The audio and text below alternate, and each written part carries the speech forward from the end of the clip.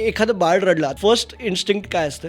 दूध द्यायचं, दूध म्हणजे आई देईल, आई is not around, what is the first thing which you will do? त्याला उचलून घेतो आणि आणि आपण- रॉकिंग हो. करतो. सो काय होतं, ज्यावेळेस बाळ हे आईच्या पोटात असतं, नॉर्मली सकाळच्या वेळेस आई मुवमेंट करते, that gives a rocking movement. तर त्या रॉकिंग मुवमेंटमुळे बाळ युजली झोपतात. आणि तुम्ही कुठल्याही मदरला जाऊन विचारा, किक काउंट कधी जास्त जाणवायचे, ती म्हणणार की मी ज्यावेळेस बेडवर गेली, हो, बेडवर झोपायला गेलं की मला किक काउंट जास्त जाणवायला. बरोबर. कारण का द मोमेंट तुमची मुवमेंट स्टॉप होते, बाळ ॲक्टिव्ह होतं आणि ते किक काउंट जास्त जाणवायला लागतं.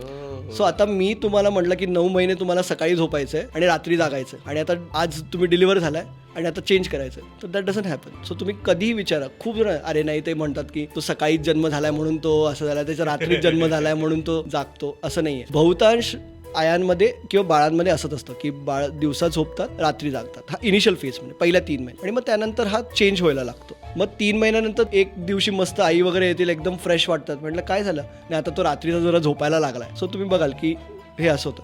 मग 3 महिने ते अप्रॉक्सिमेटली 9 महिन्यापर्यंत ही त्यांची, 9 किंवा 1 वर्षापर्यंत त्यांची ही झोप हे 12 तास ते 14 तासापर्यंत असली पाहिजे.